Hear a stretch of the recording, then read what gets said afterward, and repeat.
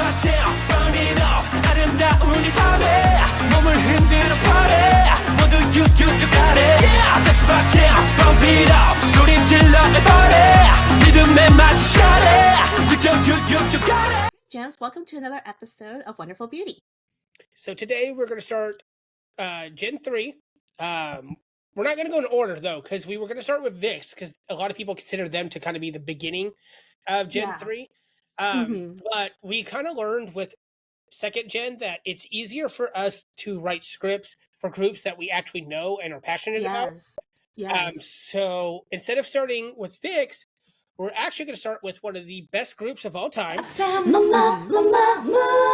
안녕하세요, 마모입니다. Mamamoo, I'm so excited.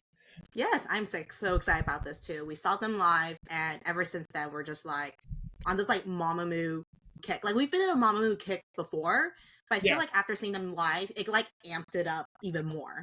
Oh, 100%. So yes, we're talking about Mamamoo today. So that's why I've got my shirt on. This is Mr. Ambiguous, their mascot. Wheein bias. This was actually made by my friend Samantha. She made us all shirts for the concert. I can't find mine, so it's okay. And also didn't know that there was going to be a costume change in between recordings. So no, I did not either, but that's okay. I can't even find my light stick, but I did clean my office, and I was like, "Ooh, I'll put all my light stick." I remember putting in one box together. I don't know where that box is. Go? Yeah, exactly. Where box go? Who knows? But this shirt was created for the tour. Everything that's on this shirt has some sort of significance, and we'll kind of point it out. I will point it out. This is my episode. Yes. As we get to those parts. But you ready to start, Anne? I'm ready. I'm super excited for this. I obviously know Mamamoo, but I would love to see like what research you have done. Like I think I know maybe like surface level of Mamamoo. I don't know. I have done so much research. Just for clarification, just so gems are aware, if you take, I use tabs when I make the script. If you put everything together, I think it comes out to 13 pages. Fun. But I think the tabs kind of breaks it down so it doesn't seem like it's 13 pages. So hopefully this doesn't end up being too long. I don't think it will be. But we'll see. All right, here we go. All right, Mamamoo, a sound that sounds like babbling coming out of an infant's mouth. In reality, Mamamoo is a South Korean girl group under Rainbow Bridge World Entertainment, formerly Hwa Entertainment. For the sake of my sanity, I will continue saying RBW going forward.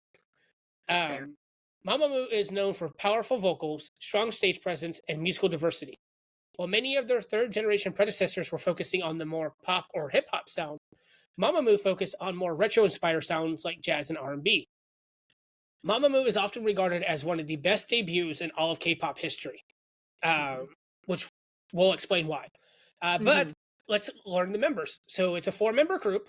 We have Solar, the leader and main vocalist known for her powerful vocals and vibrant stage presence, who is Anne's bias, ever since she married Eric Nam on that one show. Yeah. She's so great in that, by the way. Oh, I can go on and on about her and Eric Nam. Moonbyul, the main rapper, known for her deeper vocal register. So we've mentioned Moonbyul on here many, many times. So it's about time that we give her the spotlight. Wheein, the vocalist known for her strong vocals and dancing skills. My bias.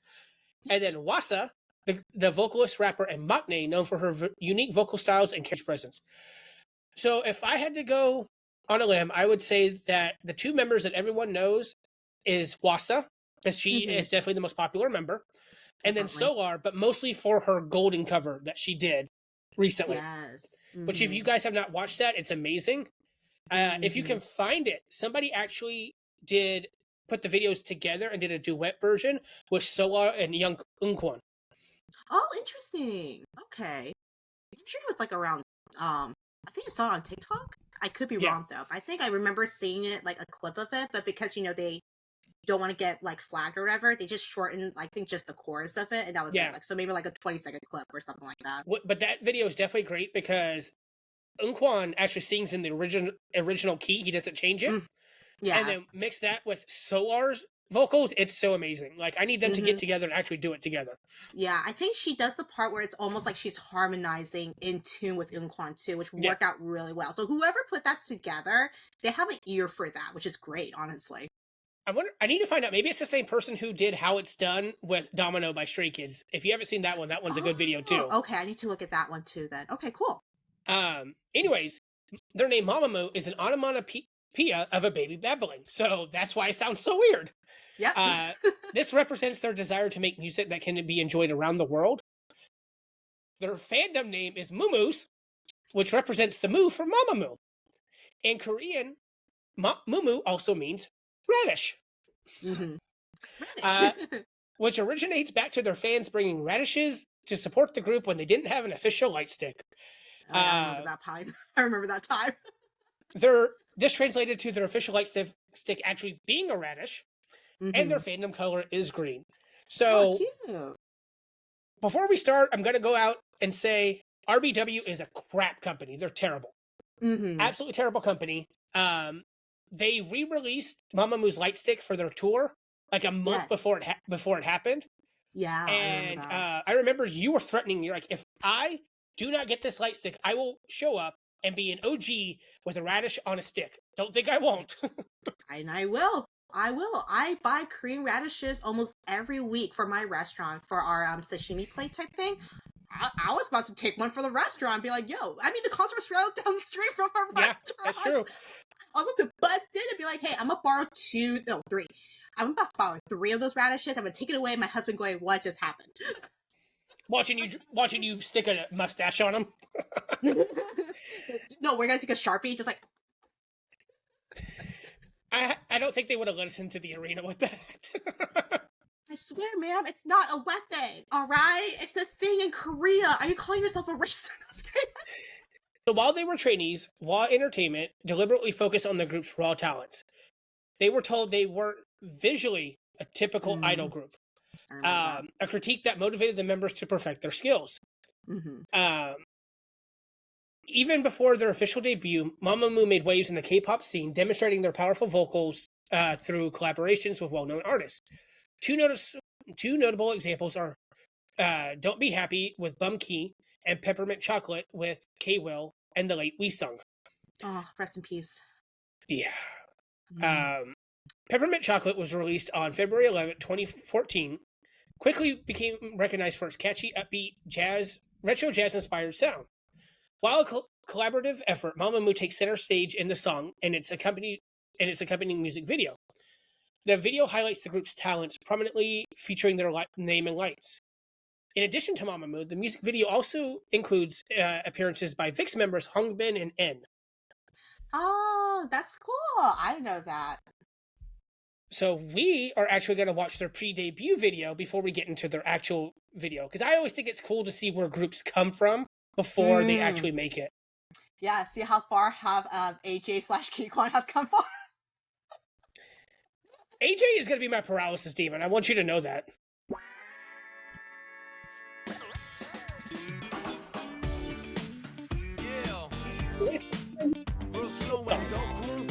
But Mamamoo's the one in the background, and they're the vocalists on here. Crazy.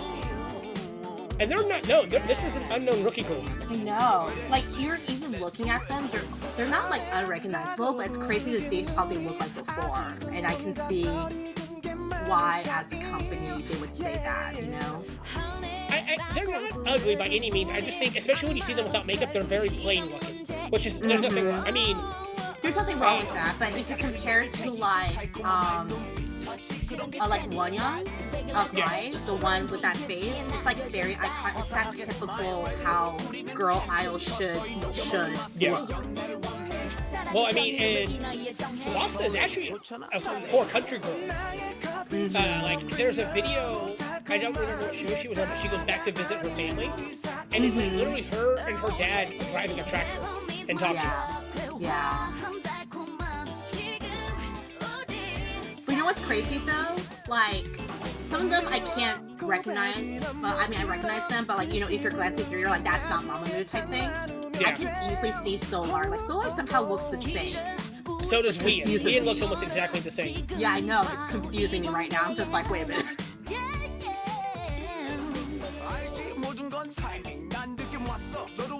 Let's talk about this. 까칠한 게 살짝 궁금해 그래서 지금 부를게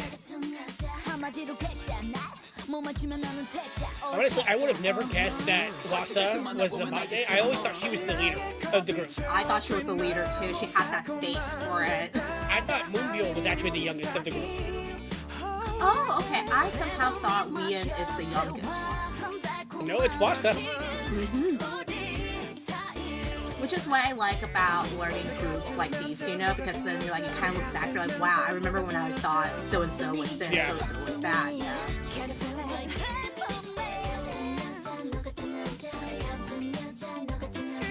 But speaking of Solar, I can distinctly hear her on the backtrack because she has definitely. such a particular sound. Yeah, definitely. Also, very classic K-Will not being in the music video. He does make an appearance, though.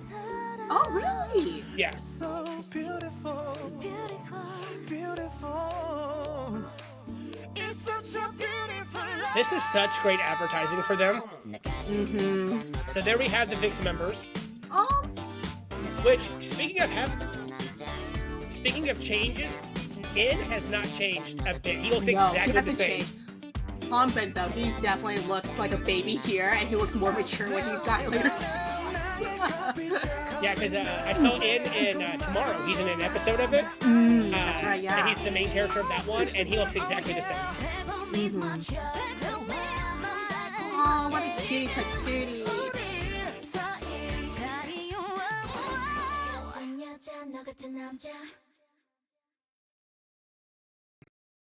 Oh, I'm sorry. He makes an appearance in the next video.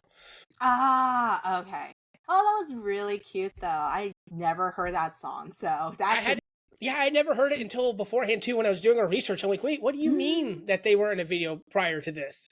That's crazy. But great advertisement on their part, honestly. Oh, 100%. And if I didn't know any better, like if I was just going in and like Google said start with this song, I would assume that was a Mamamoo video because they are featured so much in it. Yeah, exactly. Yeah. But also classic K-Will of not being in a music video because even though his vocals are there and you know it's K-Will's voice, he's just usually not in music videos in general. Yeah, I remember because when we did our Christmas song episode, we did the Starship one. Of course, that video didn't make it, which I'm assuming we'll just completely redo the same video. We're going to redo it. Yeah, we'll redo it for the holidays. When K-Will shows up with Baby Monster X, you're like, oh, look, it's K-Will. And I'm like, that is not what I expected K-Will to look like whatsoever. And I think he only shows up in like one frame and then you don't see him the rest of the video. Yeah, I think, well, at least for back then, because obviously now as they get older, looks will change and everything. But back then, during the second gen era, a lot of people say that K-Will and Daesun of Big Bang, they look so much alike because they have that same face structure, that same smile, that big smile type thing. So if you kind of Google second gen era time, they do look the same, and a lot of people like to make a lot of jokes for it. So they're like, oh yeah, Daesun is also hiding, or he's like filling in for K-Will. That's funny. Well, that's kind of funny because we'll talk about something very similar in one of the other videos coming up. Oh, fun. Okay, great. All right, so Peppermint Chocolate reached the top 10 on the Gaon digital charts. Sure. This project established their strong vocal skills and versatility before they even had their own name out in the public eye. Mamamoo made their official debut on June 18th, which happens to be my mom's birthday, actually, 2014. They released their EP, Hello, with their title track, Mr. Ambiguous. This is Mr. Ambiguous. Hello. The song showcased that Mamamoo wasn't going to follow the trends of their fellow third-gen idols. While many of their peers were using EDM-heavy sounds in their music, Mamamoo chose to debut with a retro jazz and R&B sound that would become their signature in the future. Immediately, Mamamoo wanted to stand out from other popular girl groups of the time, such as A-Pink, 2NE1, and Red Velvet, who would debut just 2 months later. Their video alternated between black and white and bright pastel colors that were popular during the mod era. This is also showcasing the fashion that the girls wear. For a rookie group, Mamamoo was able to get a star-studded cast for the Mr. Ambiguous music video. This saw the return of Wheesung as the music video's director, K-Will as the photographer, and also casted the rapper and producer Rhymer as the director of photography, CN Blue's Junghyun as a staff member, and Bak Ji-young, who is part of a hidden camera prank. She appeared on set to criticize the girl on their performance, only to tell them that it's a prank and praise them for how amazing they are. Why didn't you do that? Oh, wait, it's in the music video. Wait till you see it. It's almost kind of cruel. It's the Mr. Ambiguous also featured the girls with mustache rings, another thing that would set them apart. As part of the official choreography, they would raise their fingers and place the mustaches under their nose. This would later become an inside joke for Moomoo's. They would draw radishes with mustaches on them and dub the creation Mr. Ambiguous. So Mamamoo is one of the only groups, actually, they may be the only group that actually sings their greeting. And originally they would say, I say mama, mama, moo, and then that was literally was part of their. This, yeah. You got Mamamoo singing theirs, and then Monsta X like barks theirs. Yeah. Like, all right, so ready? And also, no, before we start, also, isn't this around the time where like Tumblr or Pinterest was big and they always had the mustaches? Like, it wasn't that like when everybody was getting during that time? Everyone was getting the tattoo? Yeah. Or they have the mustache rings or whatever, or the necklaces, and you're just like, yes. Those were the days. Those were the days. Oh my god, Monkey! Oh yeah, I forgot he was in here too. Oh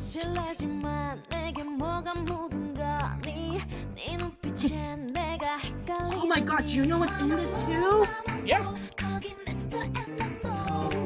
That's crazy. That's the Burning man.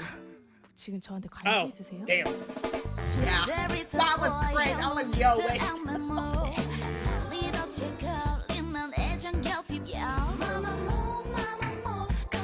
What's also crazy too that I know like Mamamoo is trying to do their own thing as well is that this almost gives the vibes of Wonder Girls when they're doing the Be My Baby. Yes, I can see that. Yeah. Yeah. Black and white, pop color.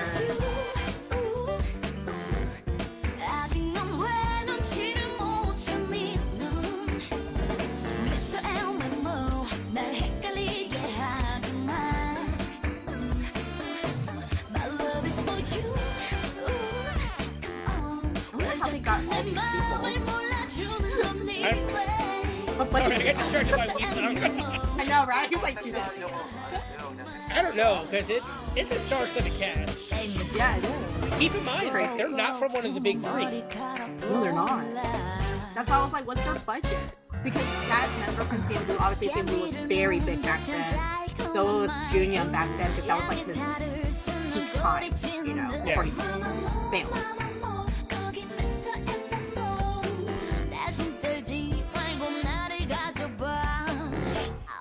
Let's get on with the show. This is so different from what we would see from other girl groups. I know, really. Oh, there he is. There's K-Will. For 2 seconds. But like, think about Twice's debut, Red Velvet's debut, Blackpink's debut. Like, it's so different. So different. And it's not super cutesy either. It's just like, it's a very chill song. Yeah, but have given it a little bit of that soul to it. Yeah. More oomph to it, yeah.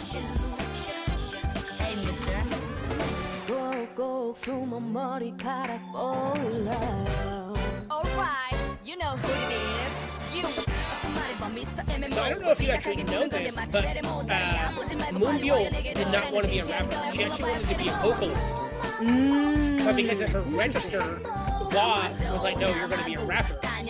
Yeah, it is a little bit lower.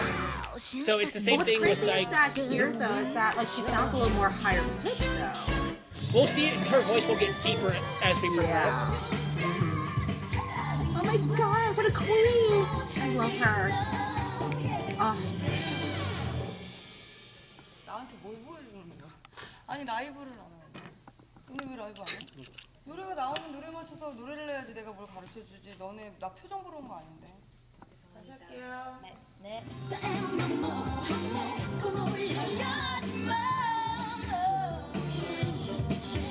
I can't take her seriously. She's such a queen. 보는 사람들 이렇게 좀 흥이 나게 해야 되는데 너네들끼리. Also, the girls have no idea what's going on, by the way. 오고 다 너무 예뻐 보였으면 좋겠지. 너 튀고. So like their emotions are genuine. That's crazy. 되게 기대했는데. 순아야, 백정 씨 연기 되게 잘하지. 지금 아니잖아, 더 해야지. Solar was to slap her so hard. I know. Oh no. But you know who that lady is, though, right? No. So she's the one who's well known for Ears Candy. Okay. The Sanane, Sanane, I love you. So she's Oh the singer. yeah, I know that song. Yeah. She also appeared in Book Soon's Fighting. Okay. No, not Fighting. Recent one, Prime Time. Okay. DBZ. She was the one, the announcer is like, everyone, finally, it is time. Give me the star. Okay. That lady, she's the one who also did the one for the Mama Awards when she said finally in 17 who won like Artist of the Year type thing. That's her as well. Isn't that the song that JYP and Hwasa did together? At the Mama Awards? No, that's JYP's song. They only did JYP's song. Okay. I think at some point a member of Mamamoo did cover that song with somebody. Yeah, but I don't think it was JYP. But she did the one with like obviously with Taecyeon because Taecyeon was the feature. She did with Mingyu. She did with a lot of male artists. Oh, maybe I'm thinking of Mingyu. I don't know. I bet I do know that song. Mm-hmm. Oh, but she's iconic. That's why when I saw her, I was like, there ain't no way. There ain't no way. Oh, she also appeared on the episode where on We Got Married with Solar and Eric Nam. And then they were singing like Ears Candy too. I'm pretty sure you saw that viral clip where they're singing Ears Candy and she was like holding up the sign. She was like, whoa, it's a 10. And they start throwing candy and she's like, no, it's a 9 now. I got hit by candy. But yeah, that was a really good like debut song. Oh yeah. Showcases everything and the potential they'll have. Yeah, and we kind of discussed it at the end of 2 p.m. that like second gen was male dominated, whereas third gen is very female dominated. Is, yeah. And so for them to come out with this sound, which was completely different, almost reminiscent of what Wonder Girls did. Because of Wonder Girls was very retro pop, and so was Mamamoo. Because again, think about Uwa, think about Boombayah by Blackpink. Like this is it's different than what was happening. Yeah, and also I know we're not going to do an episode of Brown Eyed Girls, but Brown Eyed Girls was the biggest girl group also in second gen. They're known for the Abracadabra song. Yeah. So their group is also kind of similar to what Mamamoo is striving to be. It's just that because Brown Eyed Girls is more like kind of a little bit more like EDM, they use a little bit more autotune, that sort of thing. Vocally, though, it's pretty much similar to the same structure that Mamamoo has as well. There's that. They don't have a deep rapper though. It is a lower register, but it's not as low as Moonbyul.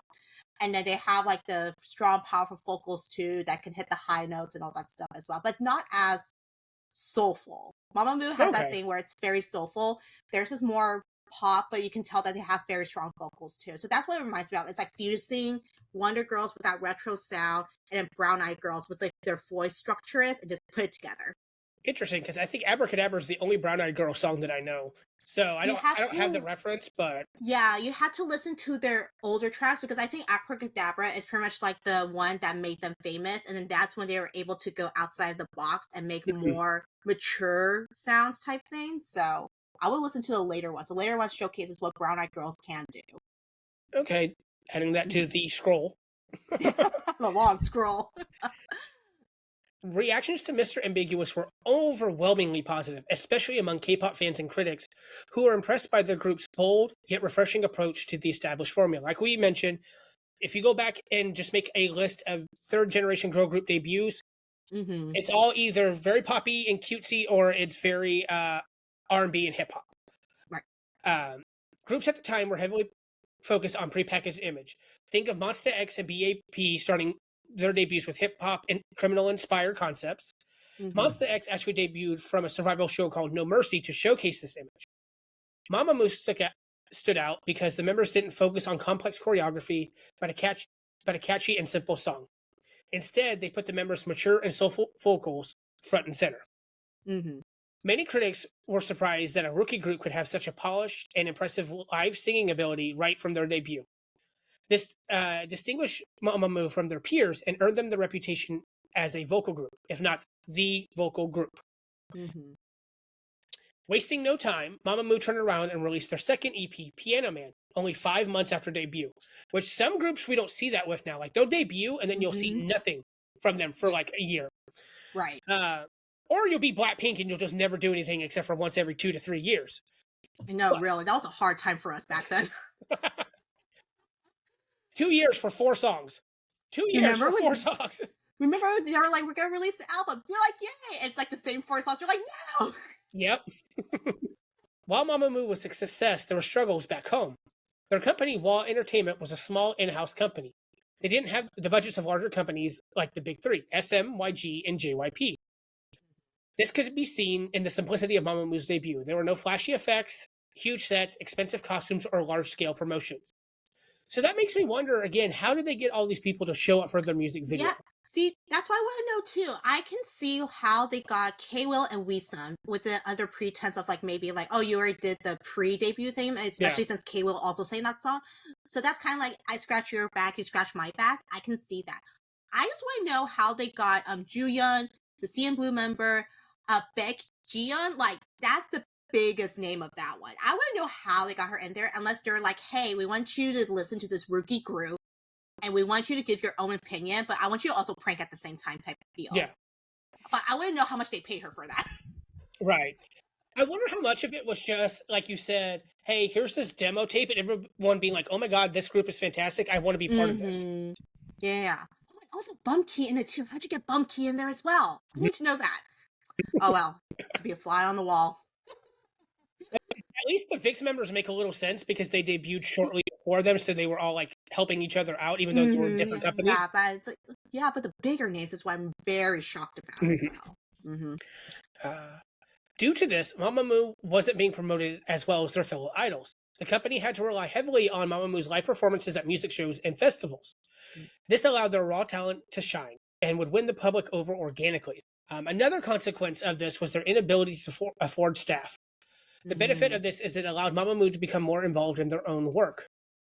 Moonbyul has mentioned that she was heavily involved in writing her own raps as well as choreographing a lot of the group's early work. I remember, can't find the source, but I remember I think it was Hwasa that said that they actually practiced in the dark because their company couldn't electricity. Yes, because their company didn't have the money to pay the light bill, so they wanted to make it as cheap as possible. Yeah. Oh, crazy. Damn. Due to this, Mamamoo became the lifeblood of Wha Entertainment. The company relied solely on their albums, concerts, and brand deals. That this is what kept the lights on, ironically. On March of 2015, Wha Entertainment had become financially stable enough to formally merge with Rainbow Bridge Agency to form Rainbow Bridge World. I believe that they're actually a subsidiary of Rainbow Bridge originally. Oh, okay. Okay, cool. Under their new company, Mamamoo released their third EP, Pink Funky. This marked a significant change for the group. The title track, Oh Yeah, as a funky pop song, became their first major hit. It peaked at number 3 on the Gaon digital charts and was a viral sensation. Mamamoo is particularly noted for its gender-bending music video where Moonbyul cross-dresses as a man. Yeah. And I believe that Hwasa or Solar fall in love with her, actually. Yes, I remember that being like the running joke of the whole thing. Yeah. With another quick turnaround, Mamamoo released their first full-length album, Melting, on February 2016. This album was a milestone showcasing their full spectrum of talent. The title track, You Are the Best, gave them their first ever music show win on SBS Inkigayo and went on to secure 8 more wins. So this is 2 years after debut, no promotions, tiny little company, and they ended up winning 9 music show wins for this. Yeah. I don't remember who they were going up against, but 2016, that was a pretty big year for third gen. Yeah, there's a lot of big third gens at that point because I'm pretty sure EXO have already debuted. Monster X had debuted. BTS 17 and Monster X will be in their first year in. I don't think 17 didn't win Pretty You until a little later on. I could be wrong with the time frame. Who else debuted? Fix? No, they were still kind of new. I didn't win much either. I mean, there was a lot of groups that debuted during that time. I wonder if they went up against No, B1A4 is technically second gen, is it? Or is it third gen? No, second gen. Whatever. Two main groups. Created a reel later being like, I was right. This is who they were up against. Yeah, right. Exactly. No, but I mean, no, there was a lot of big name third groups, even to this day, that's still. Oh, yeah. So did Twice. Twice came out in 2015 as well. Mm-hmm. So, yeah, a lot of big groups. The album itself was a major success. Billboard called it an atypical K-pop album that brought a retro sound back to K-pop. Keep in mind, Wonder Girls, a group known for their retro concepts, would disband less than a year later. Yeah. So during this time, they were just returning from a 3-year hiatus and abandoned their retro pop sound for a band concept. Mm-hmm. So we have Wonder Girls coming back from their hiatus, dropping retro sound, and then Mamamoo coming in and picking up where they started and running with it. Right, definitely. Mamamoo's success continued with the release of their EP Memory. This song featured the title track Décalcomanie, changing gears from the funky and blues-inspired track You Are the Best. Décalcomanie featured an upbeat pop ballad. The song was praised, showcasing the members' powerful vocals as well as its complex choreography. Which I have that album, and I want to say something real quick. Oh, shit. Oh, sorry, no. Moonbin. Mamamoo has the most beautiful and streamlined albums of any K-pop group. Look at this. Oh, that's so pretty. That could be like just like a book. Like a library book. And they're all the same size. Mm-hmm. Except for... Oh, yeah. I know this what you're talking motherfucker. about. Who? Why? Why? I remember seeing that. I was like, there ain't no way. So Jim's watching, if you noticed, I reached over to the shelf on my desk for my Mamamoo albums, but had to turn around and actually get this one off a bookshelf because it's so damn big. Yeah. Why? Why would you go from this beautiful thing to that? Mm-hmm. Anyways, in Korea, a Décalcomanie is known as a mirror image or lookalike. This is showcased in the music video as Solar, Wheein, Moonbyul, and Hwasa dance in front of a mirror. The camera will pan from one member in the reflection, or at the time, the masculine versions of the member.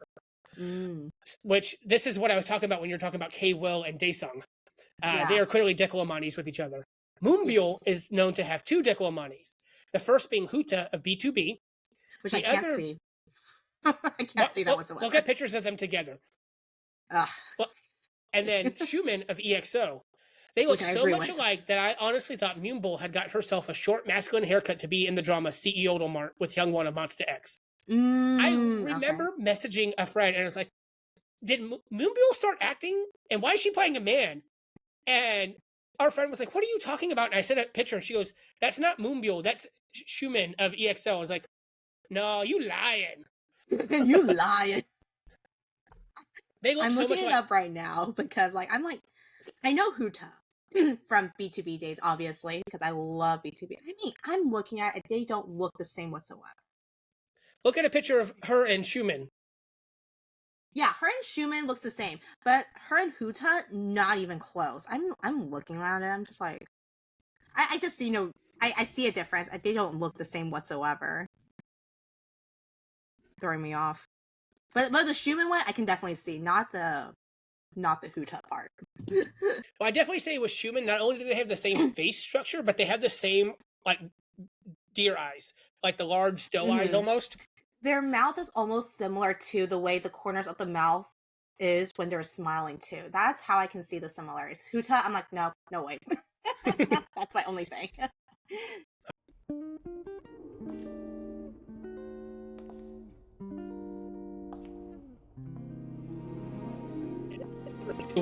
Clearly, we'll see them being a little more glamorous.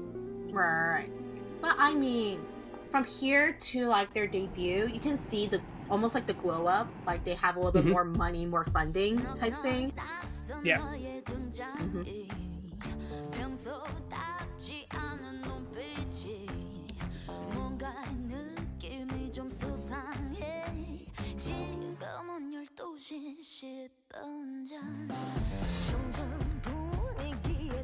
Also, I don't think many girl groups would do that, show that much skin. That's true. I mean, we had, like, Twice when they debuted, they were showing some skin, but it was more like, like a jersey or a crop top with a mini skirt. It's like cheerleader. It's like almost cheerleader type thing, yeah.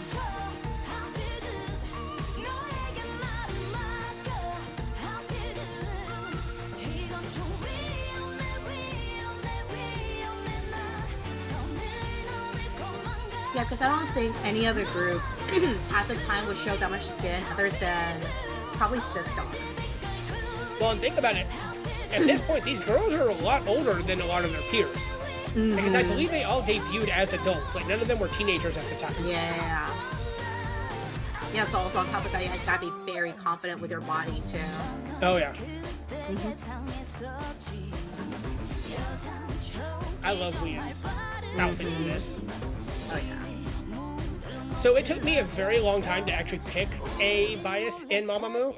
I remember being like, I feel like it has to be Hwasa because Hwasa looks like she would beat me up, even though she's the nicest member of the group. But it wasn't until I heard Wheein's solo debut that I was like, oh my god, like I had chills and like goosebumps. Like that right there is my bias. But I'm very much OT for, but Wheein is definitely my bias. Kind of like with TVXQ, where is technically my bias, but also Changmin is there, and I, Definitely.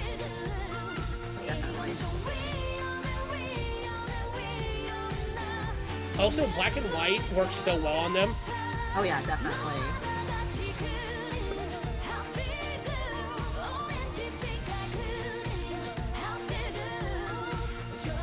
See what I mean? She's about to whoop his ass.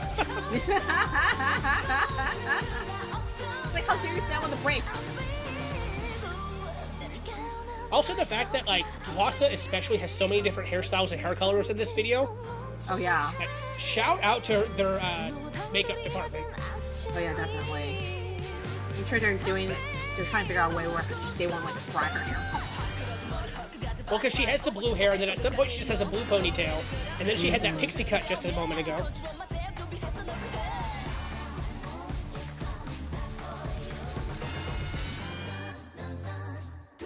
I remember when we saw this live, and that line came out, the Mamamoo's coming back for you, like the entire stadium shouted that, and it was amazing. Oh, yeah. It was so good. Man, Hwasa didn't look like she was like ready to like do anything with him. She looked like she was ready to stab him or something. I know, she still looks mad as he dips her. Also, I don't know why, but I'm hearing the kiddo in my head with the eyes on you thing with June. Oh yeah. And so like I'm over here like, been saying Mamamoo for all these years. White boy did it in 1 minute. Literally. This is also a very mature concept for the time. Oh yeah, no, it definitely is. Yeah, no, I don't think any other group was doing that at the time at all.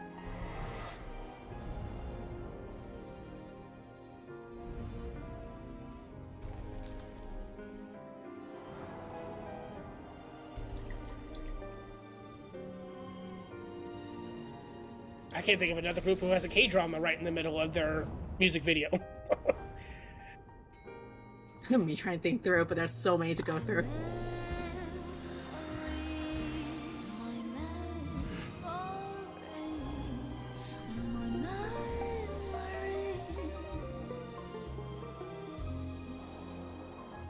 Oh yeah, their budget has definitely gone further. Imagine watching this video for the first time and you're just entranced, and then here comes Hwasa with that drum, and you're like, oh god, what happened? Oh god, what's going on? Like, alright, snap out and top shot, let's go. Ooh, that shot was so good. The one with the smoke, the rainbow smoke coming out. Oh yeah.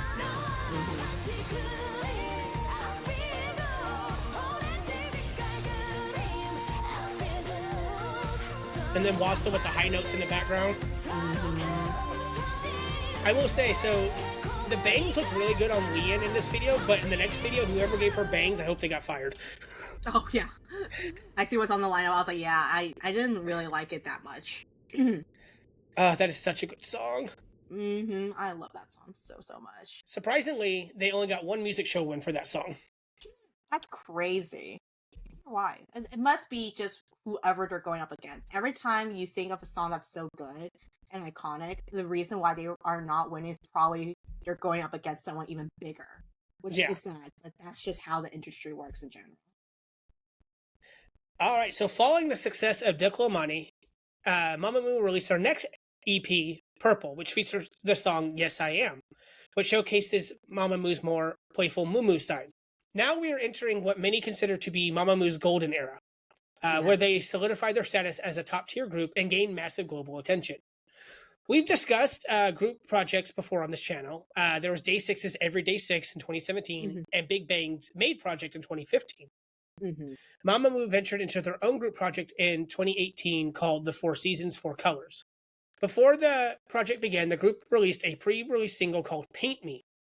This song is a powerful, powerful pop ballad that showcases the members' incredible vocal skills. The song's concept is a metaphor for a relationship using color to represent the different stages of love and emotion. The lyrics describe being painted with the memories of a relationship, whether they are joyful, passionate, or even sorrowful. This, I think, is probably up there in my top 3 favorite Mamamoo songs, just because it showcases how great of vocalists they are.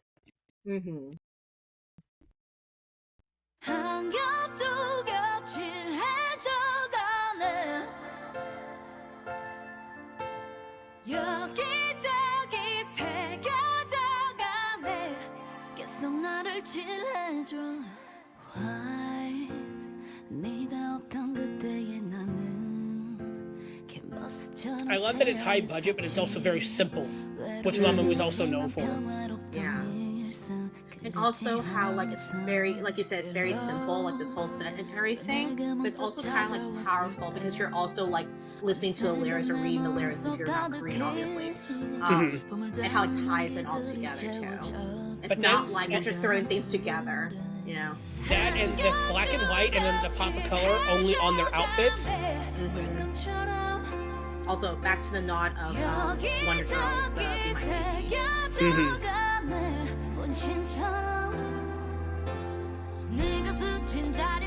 They performed this live, right? They did. Okay, yeah, I So- remember that. It was very powerful because, like, I don't think anyone was cheering out of respect of it because they want to listen to this fully. And, you know, whenever there's that pause after their line, the sound when it's like echoing throughout that whole stadium, that was so crazy. And I'm pretty sure, like, because, you know, sometimes when I'm watching the concert, I like to look at people's reaction as well, especially from fans. But I love seeing the reactions from, like, the staff members, the security guards from Dickies Arena. Yeah. Because some of them actually, because they have curtains closed, obviously, so they don't let any light in from the main lobby area. Someone actually poked their head in. It was like, what's going on? So, I had never heard this song until we saw them live. Okay.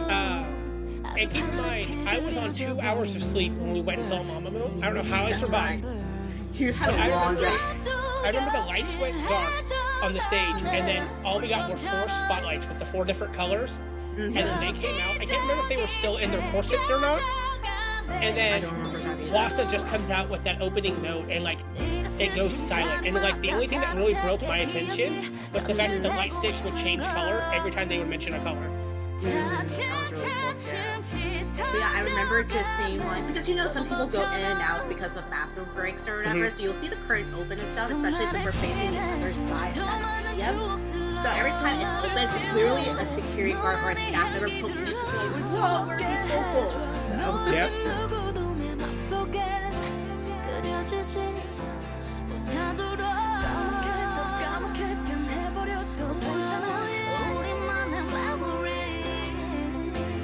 Yeah, it's just crazy because, like, Moonbyul, when she's rapping, it's a much deeper register, but when she's singing, it's not that low. No, It's like an almost alto, 180. more alto. Yep.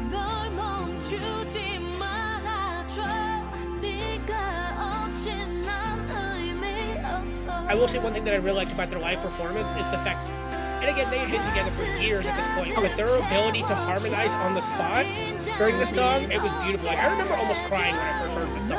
Oh yeah, it made so quick.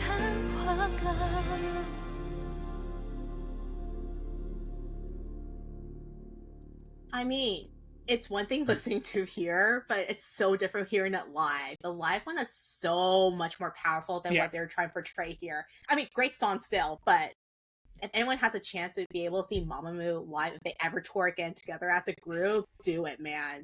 And hopefully they'll have Paint Me on their set list too. So I've said it before, like, Monsta X may be my, like, ultimate group.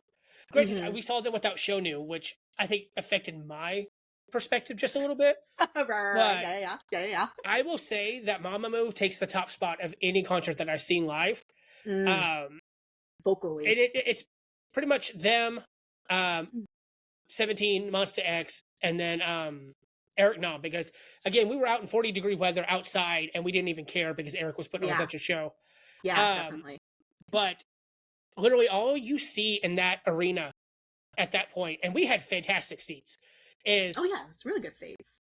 darkness, a sea of lights, and just these 4 girls. There's no choreography. It's just them standing on stage. And then they would step up when it was their time, and the light would change color depending on which member was up. And it's, again, like you said, and then, so you would get hit with that note, and then it would hit the back of the arena, and it would come back at you. Yeah. And that needs to be on their set list forever. I don't care what other songs they do, that has to be on. Yeah, definitely. I agree with that. Yeah, that one, hearing it live, definitely gave me goosebumps. Yeah. But, I mean, I'm watching a music video, and I'm just like, it's not this. Sounds so bad. It's a great song, but I'm just like, it's not the same. It's not at all. It's not. And I'll tell you guys right now, Mamamoo live sounds exactly how they sound on the studio album. But somehow 10 times better, because you have the acoustics of it as well. Yes. And especially like certain stadiums are very great and having great acoustics for concert. Dickies Arenas does something great with that, honestly. And it's crazy because it's like, it's multi-purpose, you know, because they also use it for like the for the rodeo too. They also use it for like the Monster Jam. They also use it for the like the Disney on Ice type thing. Yeah. I mean, it's multi-purposeful, but it's great for concerts. Oh yeah. I know a lot of people get mad when K-pop groups go to Dickies because it's not that big of a stadium. But like Anna said, for people, we've seen quite a few. We saw Monsta X. We saw so many groups there. Yeah. Jingle Ball. We saw I went to Mamamoo. see Twice. Yeah, I see Twice, Stray Kids. Oh, I saw 17 when they were doing the Be the Sun tour as well. So, Yeah. I mean, we saw a lot of groups there. It may be a smaller thing, but like Ann said, it's built to make up for its size with the way it's designed. Yeah, definitely. Definitely. That was an endorsement we were not planning on doing. But here we are. All right, so with Paint Me released, the 4 Seasons, 4 Colors project had officially started. The group planned to release 4 EPs over a single year.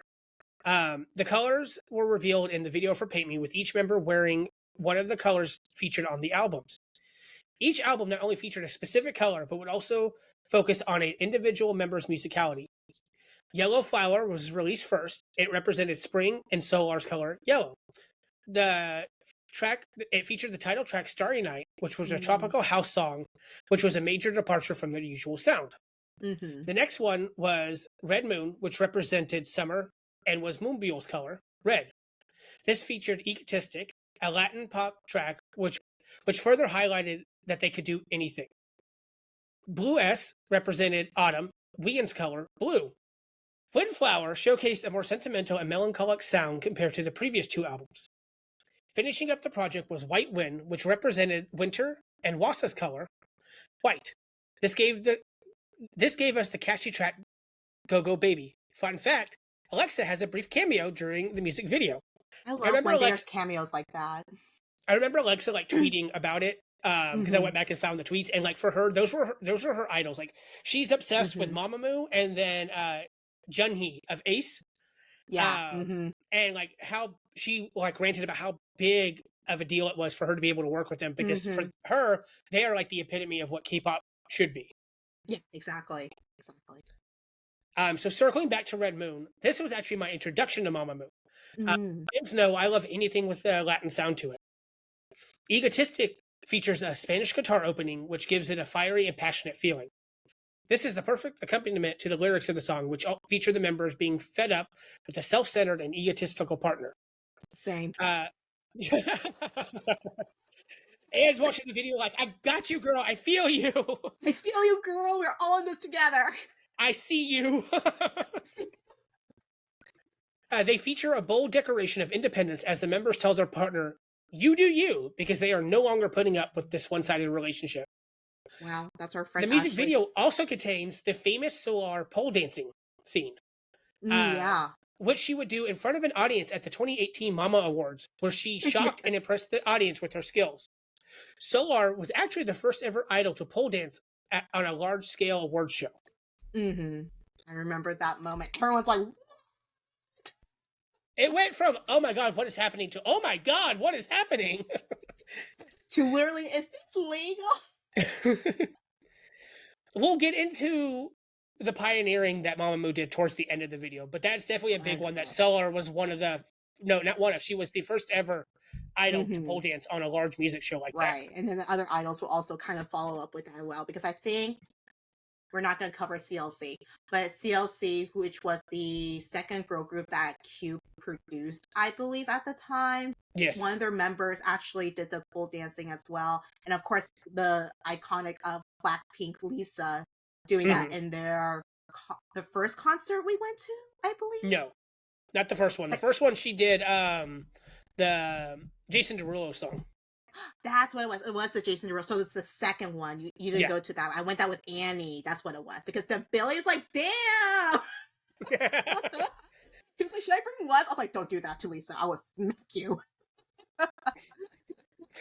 Oh, the young boys. Oh, Billy.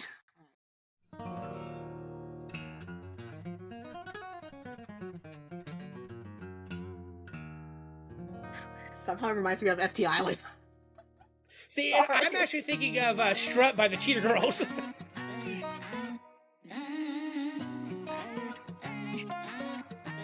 I love this song so much too. I do too. All the songs for this project. You can't play the guitar like that. And here are the bangs that we're talking about. It looks good Oh here yeah, later. I didn't like that.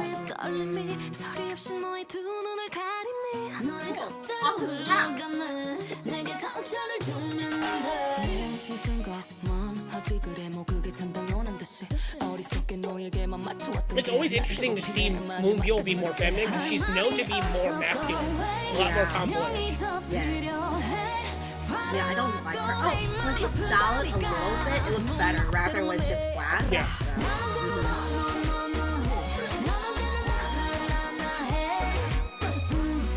It kind of works with the ponytail, but they're just so blocky and big. No, if they curled it a little bit, like that one scene, I think it's not bad.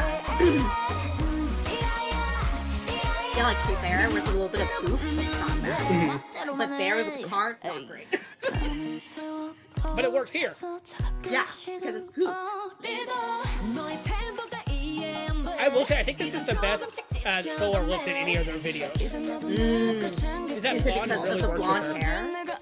Yeah. Yeah. She looks good in blonde, honestly.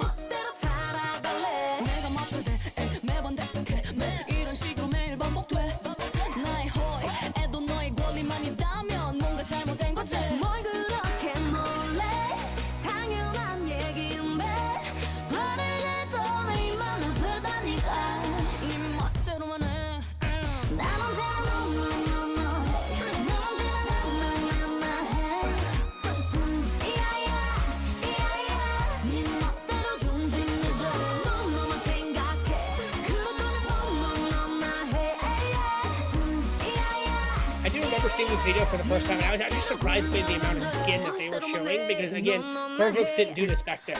You're not used to it, yeah.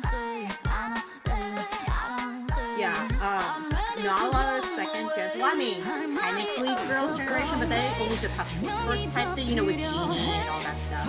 But, like, not like almost like this, like, I don't want to say lingerie, but, like, almost like lingerie in the sense of, like, legs are showing, arms are showing, shoulders, all that stuff. I mean, really, the only other thing we really have is Sisters Touch My Body, but they were in bikinis. Yeah, I was about to say, the closest one you can probably get that's showing a lot of skin would be Sisters.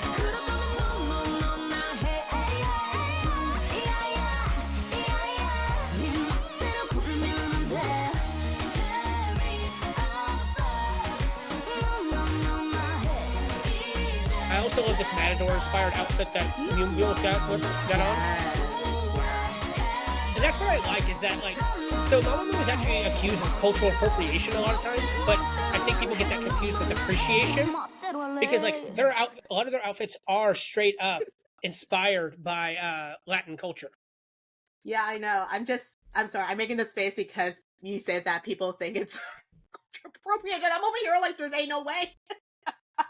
Well, a lot of people gave them crap for their Aya video because it's Middle Eastern inspired and they wear more traditional outfits. I love that song so much. It's so good. Also, we saw this live, and I was like, yeah. Yeah, which is actually kind of great because their outfits when they started the concert was actually very Matador inspired as well, because they came out in the corsets with the white lace. And I want y'all to keep in mind that not only are they singing live in corsets, but they had like straight up like hooker heels on. Also, like every time they start moving, I'm like, please don't trip, please don't trip, please don't trip. Literally me the whole time. And they're not skinny girls. Like they all have curves and all that. Especially Hwasa, still never missed a beat. Yeah, I know. And I think what I also wanted to point out is that like while they're showing a lot of skin, it's still classy. It's not straight up like they just want to be sexy and show off their body. No, it's like classy, sexy. Well, it's like you said, at one point, like the black that Hwasa's wearing, that is lingerie. Yeah, it is lingerie. But it's very classily done. Even the outfit that Solar wears during her pole dancing, still very classy. Yeah, it is classy. So during this time, Wheein and Moonbyul would release their first solo projects alongside the Four Seasons for Colors project. Wheein would release her first digital single, Easy, on April 17th, 2018, and Moonbyul would release her first digital single, Selfish, on May 23rd, 2018. I love Selfish so much. Oh my god. I love Selfish so much, but Easy, I think, is the song that I heard, and I was like, oh my god, Wheein's got some pipes on her. Following the success of the Four Seasons, Four Colors project, Mamamoo would compete on Mnet's first season of Queendom. The show saw the group compete against 5 very talented rivals, AOA, Oh My Girl, G-Idol, who's now Idol, Lovelies, and Park Bom of 2NE1. Oh my god, who would do that? Who would do that?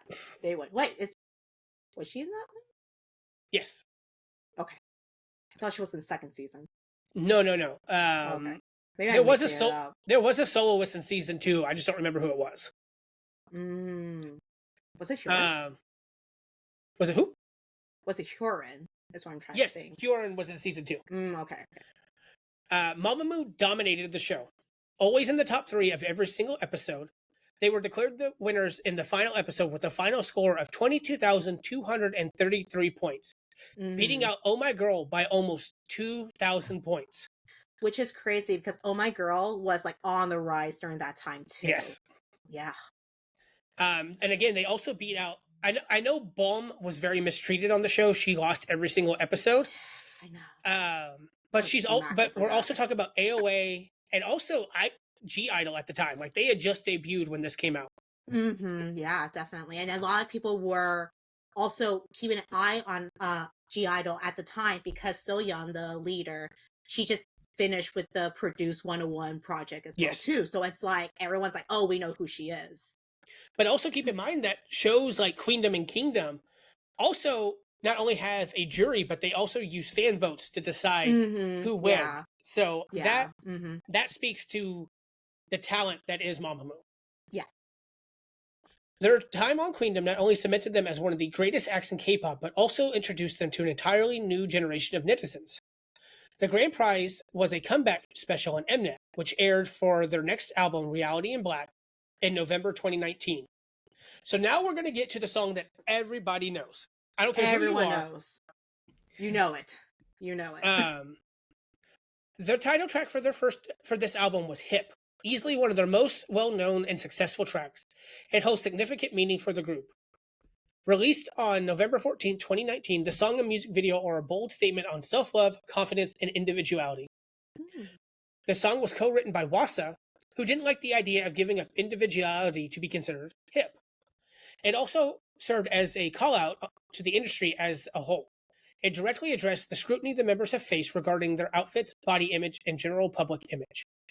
The line, "My butt, my nose, my everything, it's mine," is a direct challenge to those who criticize their appearance. Fun fact, Hwasa was actually the pioneer of the I don't care airport fashion. Instead of making sure that she was dressed to the nines for her travel, she always showed up in sweatpants and a baggy sweater, carrying out comfort over allowing fans and paparazzi to get a good photo of her. Same. Mine's a paparazzi. I mean, to this day, I think I just saw a video of her where she was literally in a sports bra and sweats. Yeah. That's all she wore. That's all she wore. I would cover up though. I don't think I would go to the airport and sit on their seats with just a sports bra. You know what I'm saying? I think I need something else, like extra layer. But we're also talking about Korean Airlines, so It's true. Well, I meant like, what if she's like flying in between the U.S. cities? Oh yeah, no, I'm sure she probably gets on the plane in first class and goes, "Hold on," and then probably puts a hoodie on or something. Yeah, probably. Yeah, it does get chilly in the airplane sometimes. Oh yeah. Mm-hmm. This song has also been praised as a female empowerment anthem, joining the ranks of songs that celebrate self-worth and rebellion against unrealistic beauty standards. The song encourages listeners to value themselves and to live authentically. Unlike many of their comebacks, Hip is notable for its more intricate and demanding choreography. It features powerful and sharp movements, showcasing the group's versatility and growth. This was a deliberate choice by the group to challenge the perception that they were a vocal-only group. So the track was actually supposed to be featured on Just Dance 2024, but was scrapped. I wonder if it's because it was too difficult, but couldn't they technically like change it or something like that? Because there's some K-pop songs that's on there, and then they like do a change the choreography a little bit to make it easier. Oh no! So I while I was researching, the difficulty for this one was actually labeled as extreme. Oh, interesting. Okay, And I've seen some I've seen the unreleased footage, and it's the exact same choreography. Oh, interesting. Okay, good to know. Versus, I think it's "Kill This Love" by Blackpink, where they have like the Just Dance version, and then there's the actual version. Oh, that's that's right. They did have different versions. I remembered that. Yeah. All I wanna be is 멋짐 내 맘대로 걸어 머리 어깨 무릎 다 힙해. This was my first comeback with Mamamoo too. Yeah, it's so iconic. Look at that. They have 448 million views. Like, it's so iconic. Oh yes, I think this was the first Mamamoo track that a lot of people saw. Yeah. I mean, I don't know if I mentioned it before, but when we were watching the live stream for KCON and then Hwasa took the stage, no one really knew who she was. But the moment she started singing Maria and Hip, like when she did like the Mamamoo compilation of all her hits, the moment she got to Hip, everyone was like, oh my goodness. I was like, y'all didn't know before? Y'all are idiots. Dang. So all of those band members are drag queens. I mean, Solar is really great in like representing that community. Yes. Because she came out with Colors, right? Is it called Yes. Colors? Yeah. I mean, like this, the choreography is so iconic. I know. I will say, I don't know what's going on with that veil that Hwasa wears. Like, she would have been perfect without it. I know it's something that Rihanna used to wear. Yeah. Oh, then here's the most iconic scene. Oh, yeah. She's like, how dare. I mean, it's still stuck to her hair. That's the crazy part. So this, I don't know if you know this, but the spit take is actually part of the fan chant of this song. Yeah, it is. It is. And I think Moomoo's actually added it in. I don't think Mamamoo did. Yeah. Because really, if you're lip syncing to Hip and you're not doing the spit take, are you really listening to him? And that's actually on the track. It's not like with Thunder, like Wonderful part, where he has the motorcycle engine. That's not actually on the track. That's actually on the track.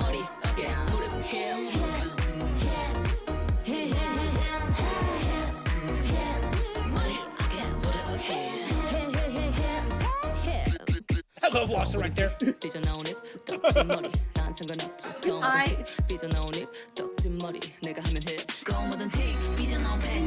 don't think I can do greasy hair though. That's where I draw the line there. I would feel so gross. I was like, Yeah. no. Yeah, that's where I would draw a line, unless if I have like greasy hair and I'm too lazy to wash my hair, I have to put it up in like a bun, but because my hair is short now, I can't do that, so. But when it's longer, if I put it up in a bun, fine. That's where I draw the line, girls. I can't do the rest. She has no problem with her panties sticking out. It's the greasy hair part. It's the greasy hair.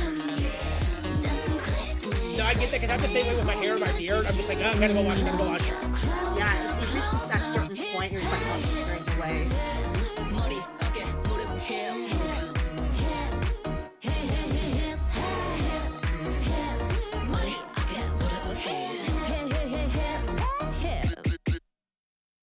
Oh, so good. Such a good song. Such a good song. I love it so much. Oh, Classic. If you're a K-pop stan and you say you don't know that song, you're a damn dirty liar. Well, you a liar. You know it. You know it. I don't care if you're just BTS or Blackpink, you know what that song is. You definitely know what that song is. Oh, yeah. All right, so following the success of Queendom and Hip, Mamamoo didn't skip a beat when it came to providing Moomoo's with new content. During this time, we would see singles released like Wanna Be Myself and Dinga, and 3 new albums in Travel, I Say Mamamoo, The Best, which is that giant album I showed you guys. Mm-hmm. Yeah. Which, if you give that a listen, it has all of their songs, some new songs, put all of their songs redone. They have an orchestral version of Paint Me. They have a heavy metal version of Go Go Baby, and then they have the Blistering Sun version of Egotistic. It's so good.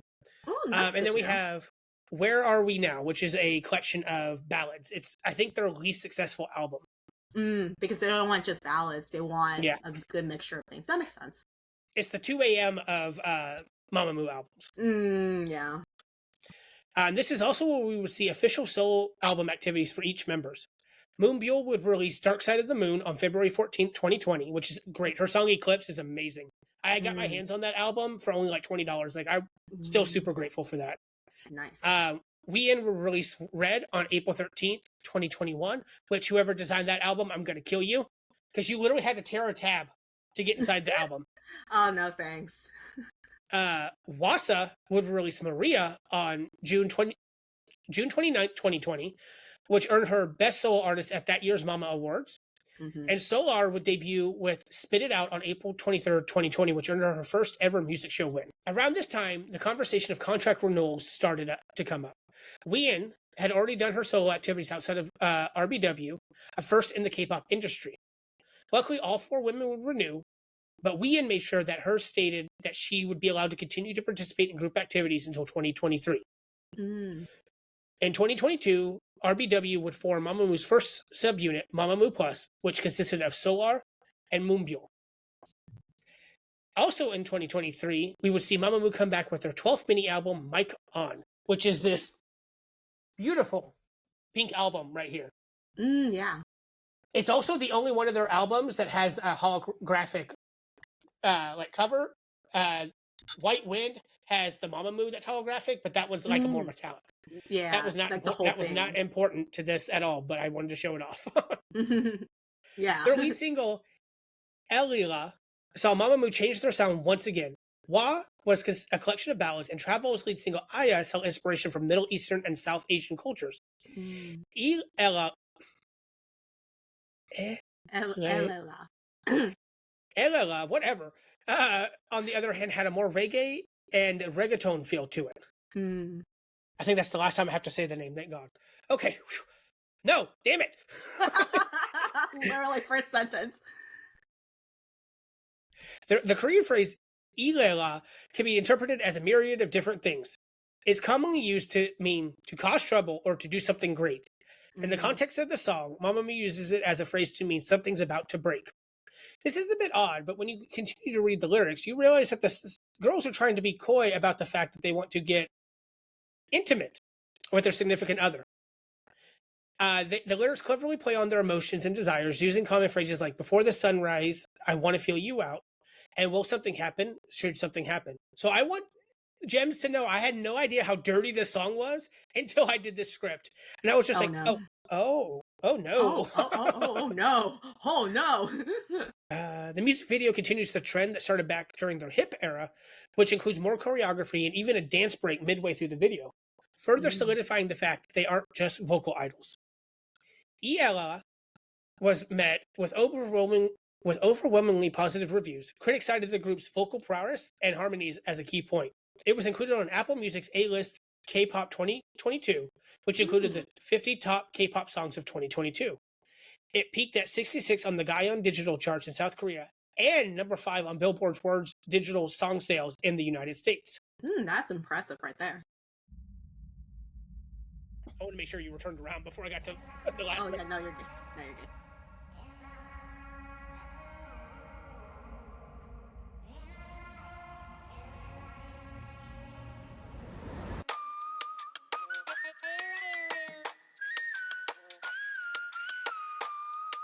Pretty sure that's the same outfit that she wore for Maria. Yeah, I think so. if not same top. Yeah. But I also love how they also kind of keep to their colors from the top. And so some of them switched it around, but you know, same.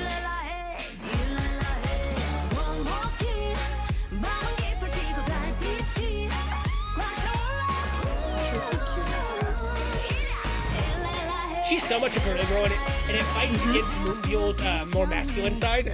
Yeah. Which is probably why they're in a sub-unit together. They definitely play with that. Yeah.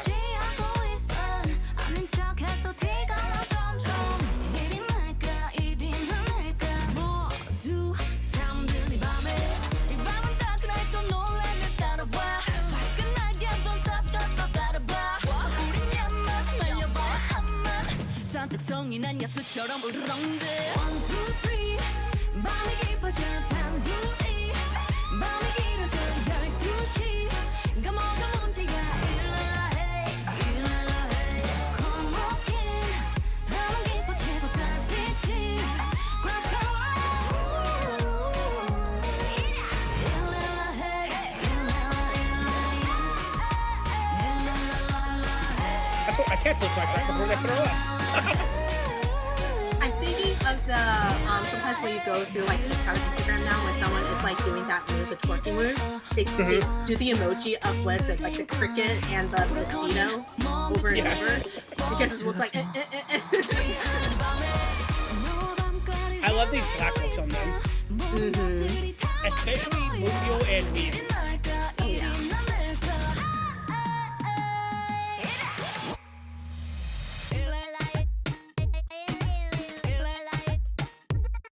I know they're put into like white color outfits a lot. I think they really do look better in black though. Any color, except for white. They don't usually look that great in white, which is weird.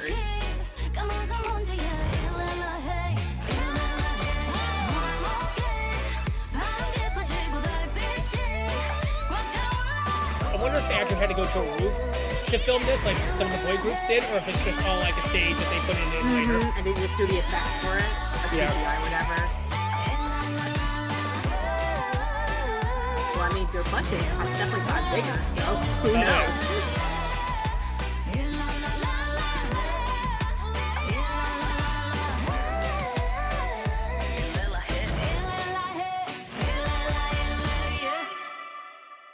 I also like their almost LA inspired fashion when they're like they're kind of like the East Los Angeles fashion that they were representing.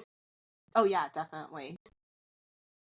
In the release of MyCon, Mamamoo ventured out on their first ever world tour MyCon in 2023. So let's take that into perspective a little bit. They debuted in 2014. Outside of performing at KCON New York and LA in 2016 and 2019, the LA Music Korean Festival in 2015, Mamamoo had never toured outside of Asia. It took them 9 years to perform on an actual tour outside of their home continent. Again, RBW sucks. Their MyCon tour sold out entirely in Asia and was an overwhelming success in the United States. While I couldn't find out the ticket sale information in the US, Google kept telling me there was no public information. I was able to find some. Mamamoo's MyCon tour ranked among the top 5 highest grossing tours by a female Asian act in US history, grossing $9.2 million from 64,000 tickets sold from 9 shows. Okay. They broke the record for the best-selling K-pop girl group's debut concert in the US, beating out Blackpink's In Your Area tour in 2019. They also joined Destiny's Child, the Spice Girls, and TLC as the only girl groups to sell over 70,000 tickets on their first US tour. They were the first ever girl group to join the ranks in a 21-year gap, and they are the first ever non-English speaking girl group to join the ranks. Interesting. Following the success of Mamamoo's MyCon tour, contract negotiations became a hot topic once again. Moonbyul and Solar both resigned with RBW for their solo work, while Hwasa left RBW and signed with Psy's company, P Nation, which she is the first ever artist to do it in the middle of a concert, because she did it at his festival. Yeah, the Summer Swag Festival. Yes. Wheein had previously left RBW for solo work, being the first artists to stay at their parent company for group activities but sign elsewhere for solo work. This term actually would become known as pulling a Wheein. Wheein will release her first full-length album, In the Mood, with the title track of the same name. Moonbyul would release her first solo-length album, Starlit of the Moon, with title track Touchin' and Movin', which that album is like this big. It's huge. Oh my god. Why does it need to be so big for? I don't know. Again, go back to the pretty design. Hwasa would release her first single, I Love My Body, under P Nation, followed by her second mini album, Oh, with the title track Nah, following shortly after. Finally, Solar would release her mini album Colors with the title track of the same name. The music video has received overwhelmingly positive reception. Colors was the first K-pop music video to have its choreography consist entirely of voguing from beginning to end. Solar partnered with choreographer Kim Ran and her dance crew House of Love for the music video. Iconic. It is iconic. We're going to do an episode about their solo work at some point, and that is definitely going to be the one I do for Solar. Heck yes, I'm excited for that. At the time of recording, Mamamoo hasn't had a comeback since Mic On. The members have been focusing on solo albums, tours, and Mamamoo Plus had a comeback as well. While it seems like a very dark period for Mamamoo, the group hasn't officially disbanded according to RBW. The legacy and success of Mamamoo cannot be understated, yet somehow they seem not to be a household name. In a world of TikToks and Reels, it seems that they are overshadowed by other groups like Blackpink, IVE, LE SSERAFIM, and others. Which is a shame because Mamamoo changed the landscape of what a girl group could be. Breaking out from the restrictions of a small company that had no money to promote, provide expensive costumes or music videos to become one of the highest selling K-pop groups of all time, this is a testament to what Mamamoo has achieved. They are actually considered to be the top selling girl group, not from a big four. Yeah, definitely. So before I close out this episode, I want to shine a light on a few things that Mamamoo was the first at doing or things that they have popularized.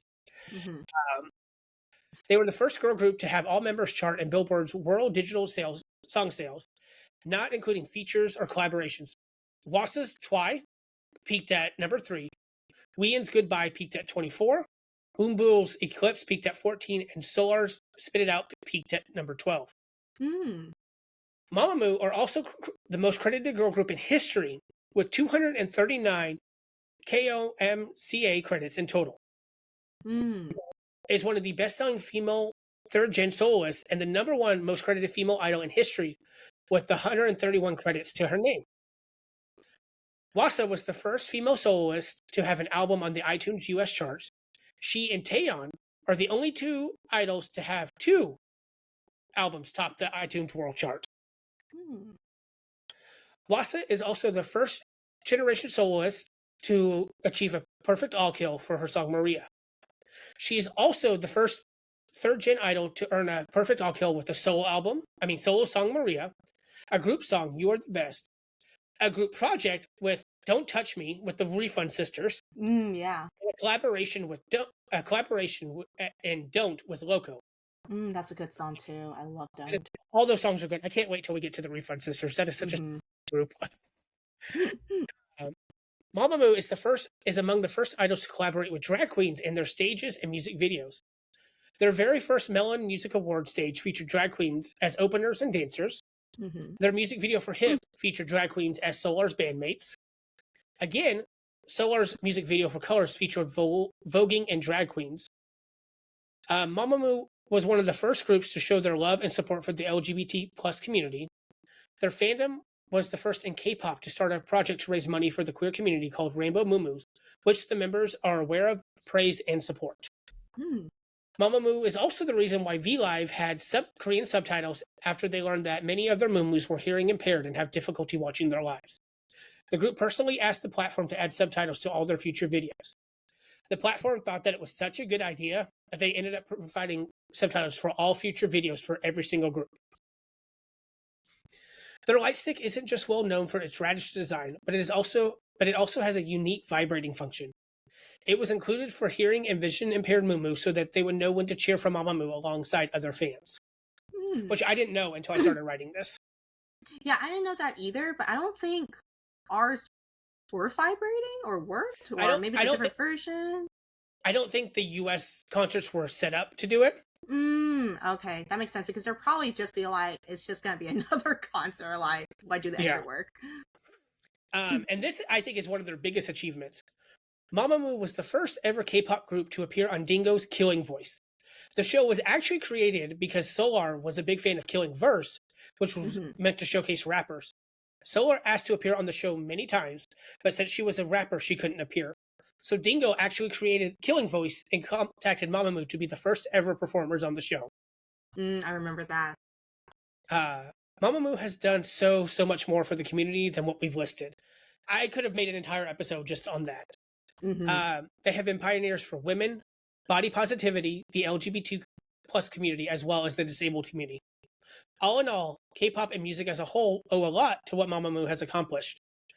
We hope that you learned a lot about one of our favorite groups in this episode. Hopefully this episode inspired you to go back and give Mamamoo a deeper look. If you were a Mumu beforehand, let us know what your favorite Mamamoo song or performance is, or even something that they pioneered that we didn't mention. If you weren't a Mumu before, let us know what song you liked from the video, and if you decided to check out their work.